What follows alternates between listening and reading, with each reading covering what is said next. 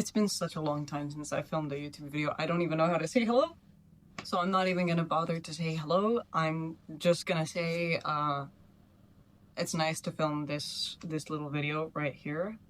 I've been wanting to take on a little bit of a challenge with my writing because recently I've been reading a lot more than I've been writing, and I would really like to sort of try to somehow... Basically, here's the idea. I am planning to take on the writing routines for maybe 3, something like that, of some famous, successful writers that I look up to. I'm gonna see. I don't necessarily have the list fully done in my head of who I'm trying to go after, but I'm thinking Joan Didion, because Joan Didion. Then I'm thinking Murakami because I find his routine to be the most extreme. Wow, the clouds are really pretty. The man wakes up at 4 and works out, does his thing, does laps around the pool or something like that, and then writes, or not in that specific order, but nonetheless, I would wake up at 4, which is absolutely insane, but that's also why I love it. So I would really like to try that.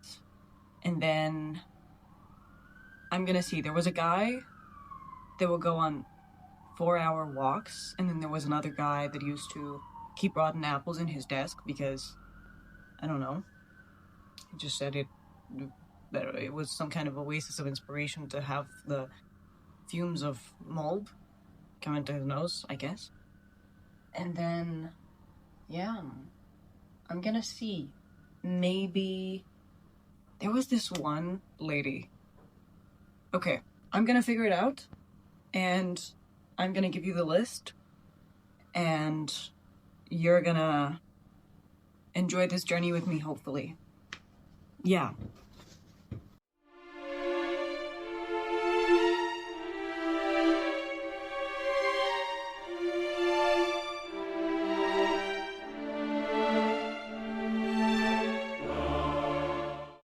I won't lie to you, I'm gonna need some energy, so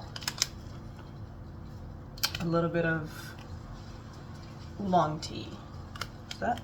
Hello? Okay, you get it.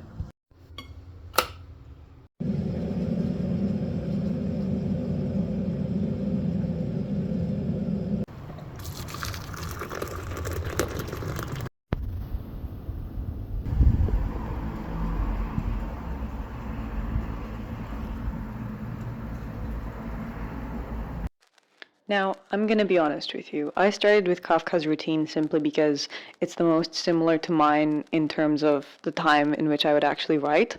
Because, as I said, many people have jobs.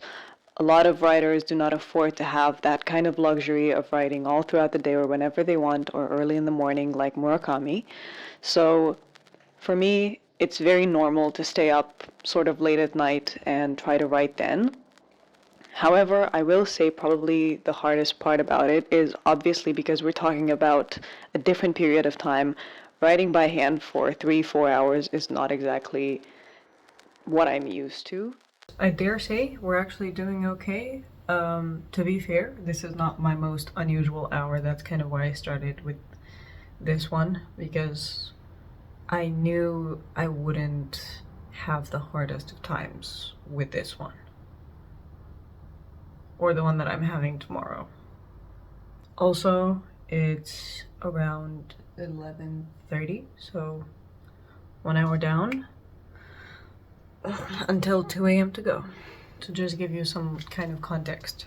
So I decided to write about self-doubt and doubt in general and society, and questioning the sources of doubt and fear and the correlation between that, and how fear isn't, like, trying to understand and write out the bounds of fear and doubt and positive and negative aspects of feelings that we deem negative and duality a little bit, so philosophizing once again. And I chose that obviously because Kafka. I'm gonna give you just a little insert. I'm not particularly proud or anything like that, but I don't know. It feels like an old friend, self-doubt, a ceaseless one. I met it, for instance, once in a bathroom stall while taking a break from what I initially deemed a successfully charismatic evening with friends. I met it another time when I was told for the first time to be followed by many more, that my posture is not quite the same as it was. All pleasure of 7 years of exercise and expression in ballet peeled back to the bones of my spine and shoulders. It sounds rather masochistic, but self-doubt permeates my mind, as the pleasure in the pains of frostbite. It sits purely lyrical and wishful to not question myself, when that is all we're taught to mind. The bells of worry jingle so crystalline, as shut eyes widen. But as casual as it feels, is incessant questioning a trait that can be deemed moderate quality? Surely my distrust in my own abilities is not wrong. After all, it fuels change, growth. The fear that smokes through these burnt bones creates purification, rises physical into immortal ether. So then, must one smoke until he remains dust, simple ashes, waiting to turn into a moldable paste by rain? How come we are given the capacity to soar through fluffy clouds of self-identities, loves, riches, and joys, all wished for? For the sake of fairness, let us say it is in the very nature of our antithetic world.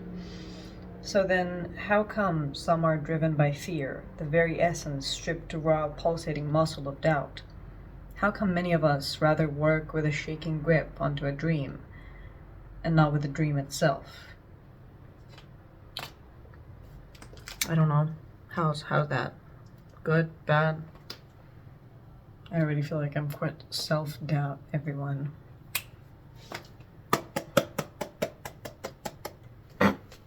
Okay.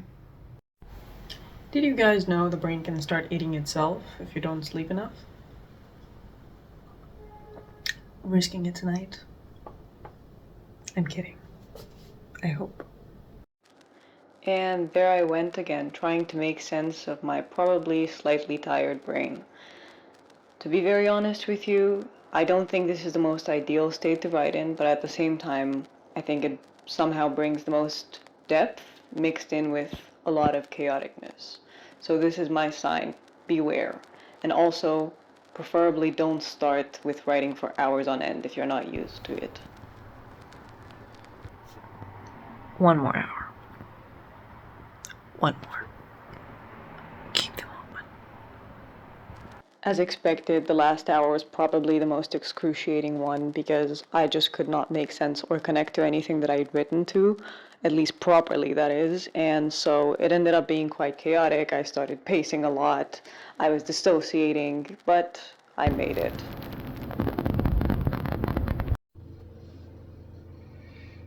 I'm done. I am very much done. I wrote, I think, around 5 or 6 pages. I wasn't the most inspired, to be honest with you, so that's why it took me so long, but I'm gonna go to bed. Yeah. Good night.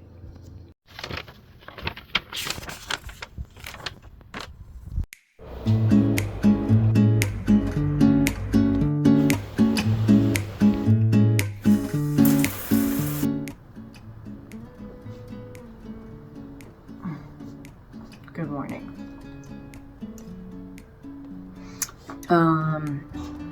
So today, as per my decision, is going to be Joan Didion Day. And Joan Didion usually starts her day with looking back on manuscripts and things she's written the day prior. So that's what I'm going to be doing. But then she would usually run errands and do something else, in the first half of the day, and then between I think 3 to 6 or something like that, more in the afternoon, she would sit down with no distractions and write uninterrupted for about 3 hours or something like that. And then she would revise once again until 8, when she had a very strict, policy to stop. So then, first things first, I started to look over the draft from the night before and trying to make sense of it. Obviously, my mind was way more clear than at nighttime. So I found some good stuff, I found some stuff that needed to be corrected, and some funny things. Let me just read to you this one sentence and I'll stop. I heard once that Kafka wrote, "If only he knew that the entire rest of the world, he would not have been so foolish and ashamed, for he showed as much as possible of his real self." What?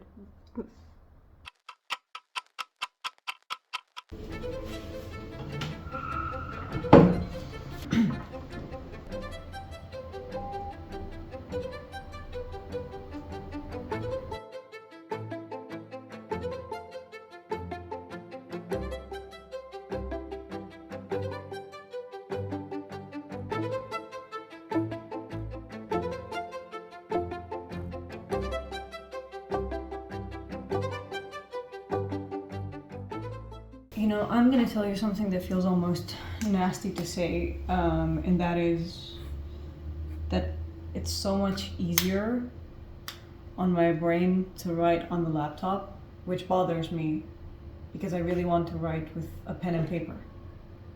Excuse me. Yeah. I mean, the flow is just so much faster. Also, I'm basically trying to write about what I did in my day, because I feel like her books a lot of the times, especially the ones that I read, have this journal facet to them where she walks you in a very concise way through her day and her activities, and somehow it's also it's making something mundane, let's say, into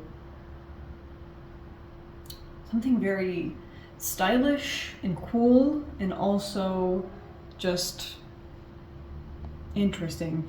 Fine, especially because she had famous people over for parties and stuff like that. But yeah, it's me and my record player. This is Jim Morrison, if you think about it.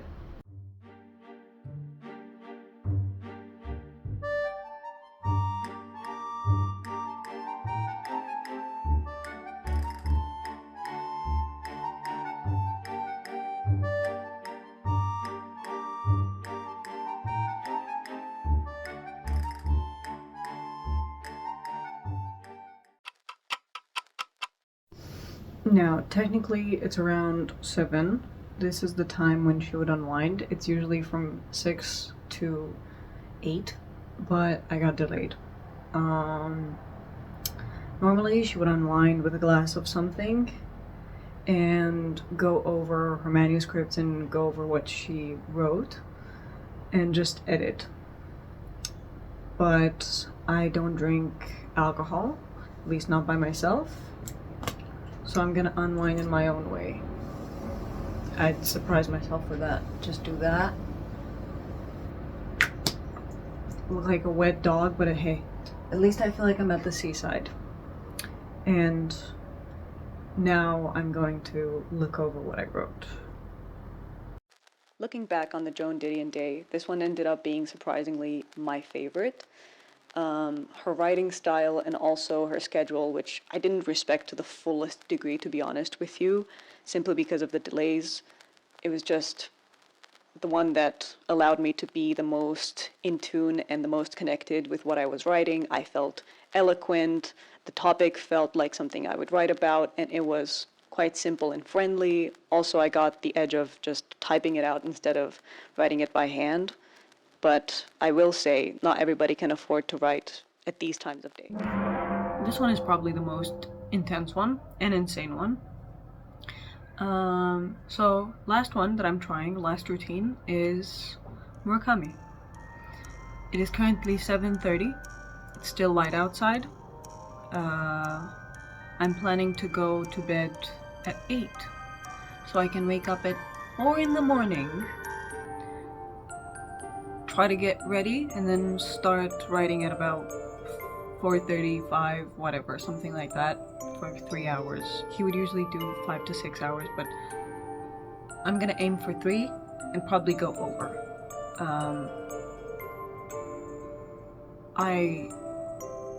Let me just show you how it looks outside so you get why I don't know how I'm gonna make myself fall asleep.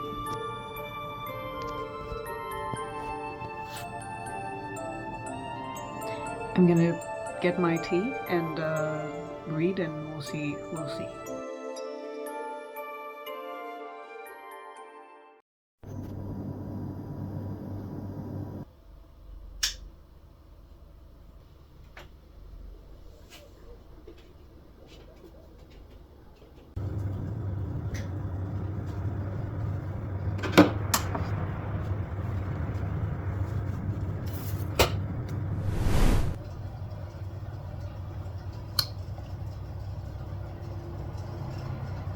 Yeah. Sometimes it is like that. Sometimes, yeah. It took me 2 hours to fall asleep, but you know, gotta do what you gotta do.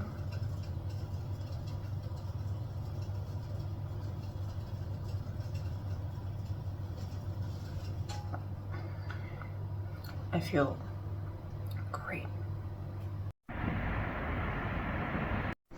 You know, I actually feel like this is really nice for people that have an inferiority complex, because I look out and everybody has their lights off except for one neighbor.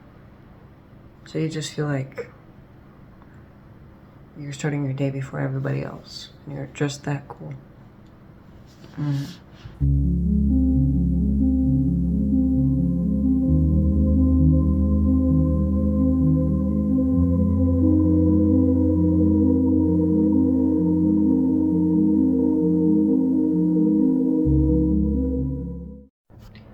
What? I'm gonna be honest with you. I can do with more of this morning stuff. Just maybe not at 4. I could wake up at 6. It's really nice. It's really quiet. It's really peaceful. And it feels like I'm more prepared than everybody else, somehow. And I like it. I almost feel like I have a better flow. Especially because I don't usually write stuff that's more fiction-esque. I don't usually write fiction, per se, or write stuff that is more plot-based, and I try to do that because obviously I'm going for something that is reminiscent of Murakami. Of course, in my style. But nonetheless, I feel like it's surprisingly flowing, and it's not like I thought it out beforehand or I had any idea. I just went. Not bad. Oh, but to be fair, on the flip side, I do think I'll probably crash out midday or in a little bit.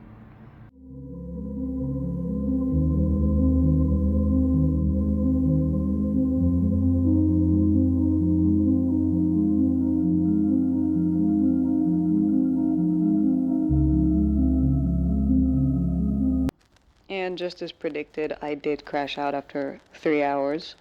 It wasn't pretty. I was feeling dead on the inside. But, yeah, took a breather. Yeah.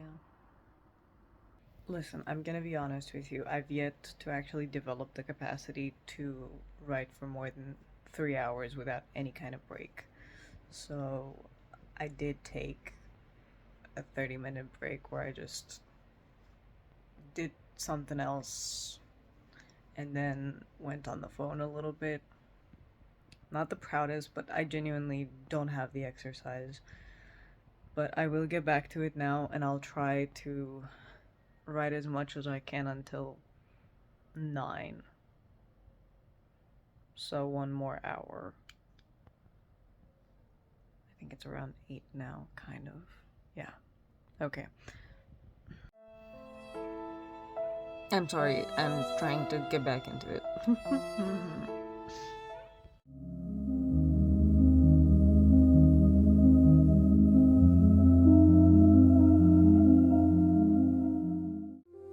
Okay, so I'm gonna be very honest with you. Normally, you'd write until 10. I cannot write anymore. It's 9:30. There's 30 more minutes, and I did already take a 30-minute break. So I did write for about 4 hours and a half, I would say. I just don't think I can focus anymore. My brain is not there with it.